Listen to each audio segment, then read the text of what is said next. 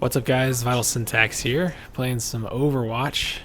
I know it's been a long time since I made a video, but I've been playing this game quite a lot recently, and I decided why not make some videos while I'm at it. I've been recording some gameplay, so thought I would upload a video about it.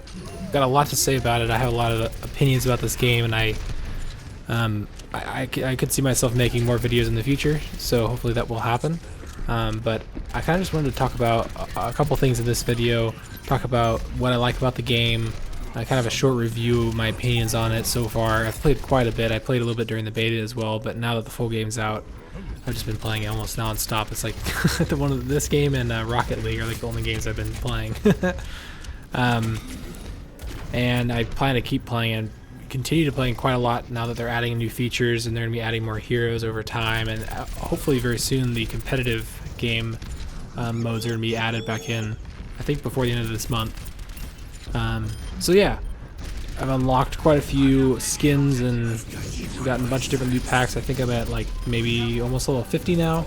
I bought a couple loot packs along the way as well, and I really like the way that they did the loot packs and the unlocks in this game, where everybody kind of starts out with all the same weapons. You don't have to unlock anything, and the skins make it so there's still something to unlock, and they're really cool skins. They're not just like normal skins where you get like a different outfit or a different colored hat or something like that. Some of them are, but the really nice skins that you want to get there, the legendary items, are really cool. And there's quite a few of them already for the characters, and I'm sure that they're going to add more for the characters they have already, and they're going to be adding more heroes over time, and definitely more skins for them as well. So and I like how it doesn't affect the gameplay. There's no aspect of that you can increase your character's abilities or his skill level or his damage output or anything like that with modified weapons or things like that, or upgrades to your character. Since it's all just cosmetic changes, it really doesn't affect the gameplay, and that's in my opinion a perfect business model where they can get money and continue to support the game post-launch, even though it was a $60 game.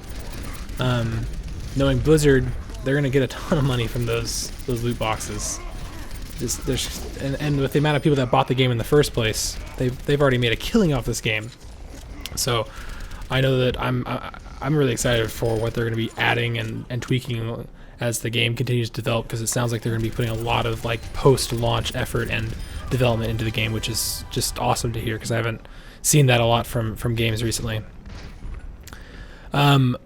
So what about my favorite characters? Well, I have quite a few, and I think I've been doing a pretty good job of spreading out the characters that I play and focusing on learning different characters in different categories, finding out which characters work best on which maps, and kind of which characters work best with other characters. And that's really a cool gameplay concept that I haven't really explored in games before. I didn't really play hero-based games in the past. I guess like some of the MOBA games that have come out previously. I was never really into those games, but I really like the concept of having a character or a hero that has these unique aspects and this unique play style to him, let alone a unique skin and look and all these cool backstories and videos that they've been adding to the game over time. It's just there's so much gameplay difference, but if you play Tracer versus playing any other character, they're all so different. There's not, I guess some of them are similar in some ways, or some of the weapons are similar, but they all fit into different categories and different niches. There's definitely some characters that I think are more suited towards, I don't know, I guess they're just easier to use, or I guess they're just better. Some characters maybe need some buffs, and some other characters need some nerfs. They've already done some balancing, I know, to McCree and Widowmaker recently. I'm sure they're going to continue to do those as well in the future. But I've mostly been playing Genji, who's really hard to play, as I really sucked at him at the beginning, and it took a lot of I watched a couple of videos on what combos you could use, and you really have to be in the right mindset, because he's a really fast character, and he can do a lot of damage really quickly, but you kind of have to predict when people are going to start shooting so you can reflect things back at him, and you also have to use your dash attack appropriately so that you kill people with it. That way it recharges instantly, so that you can either escape from a scenario or continue to do more damage to other people that are around you. I've also been playing a lot of Hanzo recently. Actually, Hanzo is one of the characters that I hadn't touched at all up probably till this week, but partly because I didn't really know how to use his different abilities, especially the scatter shot. If you shoot the scatter shot directly at somebody, which is what I had always done, it doesn't do nearly as much damage. It's a lot harder to use. Whereas if you just shoot it at the floor in front of somebody, it'll ricochet off the floor and spread out and do way more damage, and it'll kind of scatter right in front of you, or you'll hit multiple enemies, kind of like a shotgun spread or something. So now that I learned how to do that, I think I've gotten a lot better with him. I also play a lot of Reaper. Reaper's just so cool. He was one of the characters that I played, I think, probably first. Soldier 67 is awesome, or 76, I can't remember which one. Soldier 69. He has a really sweet camouflage skin too that I got recently, that he has an M16, or like a modified futuristic version of the M16. And I actually bought that skin basically just to get the gun, like the first person view of the gun model that you get. I didn't even really care about the third person skin part of it because it wasn't actually that cool. I've played I guess a decent amount of what's his name? Oh, what is it? Roadhog? Yeah, Roadhog. The big shotgun guy.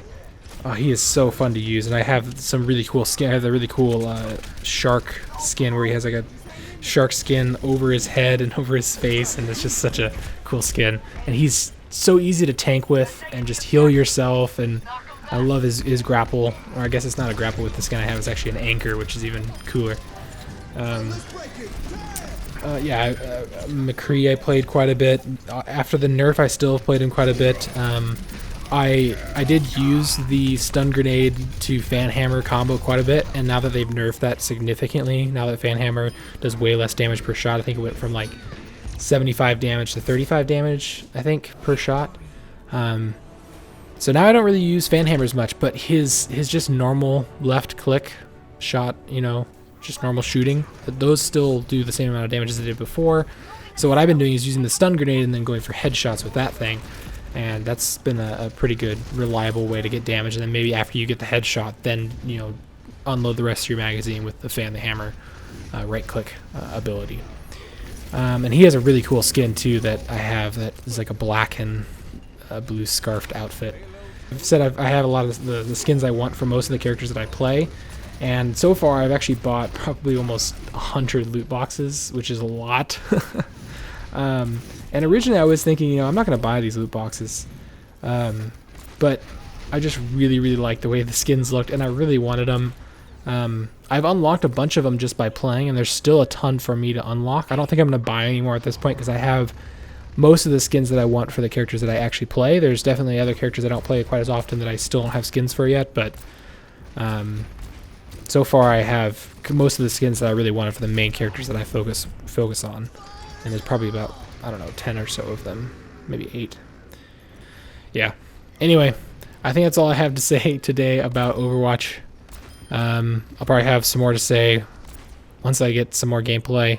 I'm really excited for the the competitive game modes to come out, because it's going to be a ranking system similar to Halo, where it's I think it's either 1 through 50 or 1 through 100 skill ranking that will change based on your skill, your win-loss ratio, your kill-death ratio, your objectives per second, and a bunch of other stats.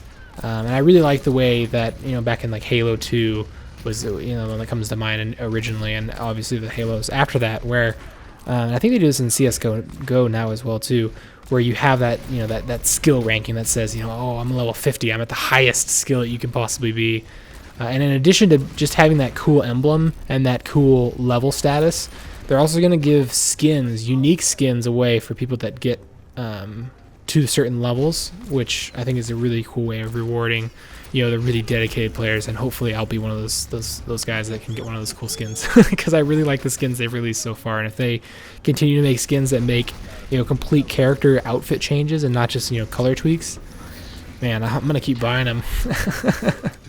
Anyway, thanks for watching, guys, and I'll see you in the next video. Peace.